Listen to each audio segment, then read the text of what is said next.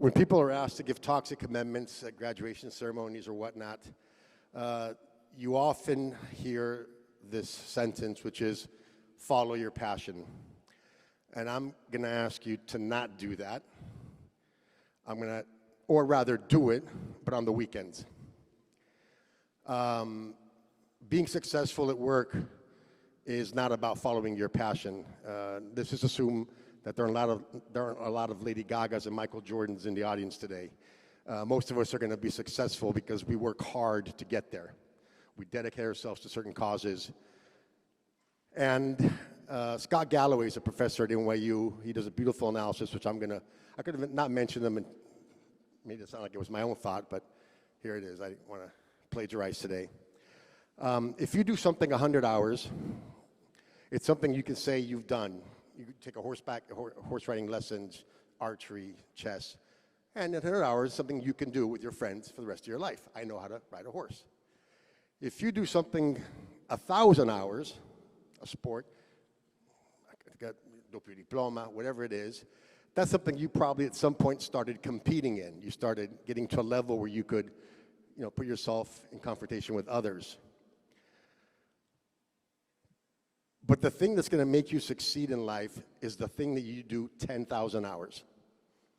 10,000 hours, and it's probably something that you start doing that you don't even realize you love at the moment. Elena, I'm supposed to give a sign to put a slide on the board? Anybody see me? There it is. Now forgive the language, but it's a simple diagram. These are the 3 circles that will determine what. And nobody's expecting you that you have 2 diplomas now to have it figured all out. Your parents are happy because from today, you're no longer financially dependent on them. Anybody buying that? No. But these are the 3 circles, and I want you to pay attention to the 3 categories that are brought up. The first one is things people will pay you to do. That's an important thing if you're going to have a job and you want to build your own home and get married and have a family. The second one is, and forget the language, but that's the way it came in the book, things that don't suck. Things that don't disgust you, things that don't repulse you. I mean, it's important that you go to work or you do something that you can tolerate. And the third category is things that you might even become good at. And how do you know you become good at it? Because you did it for 10,000 hours. There's not a person in this audience today that wants to be a tax attorney or has a passion for fiscal law. There's anybody here that has a passion or thinks they're going to be very competent in waste management. The people that speak at commencements that say follow your passion, they became passionate about something because they did it for 10,000 hours.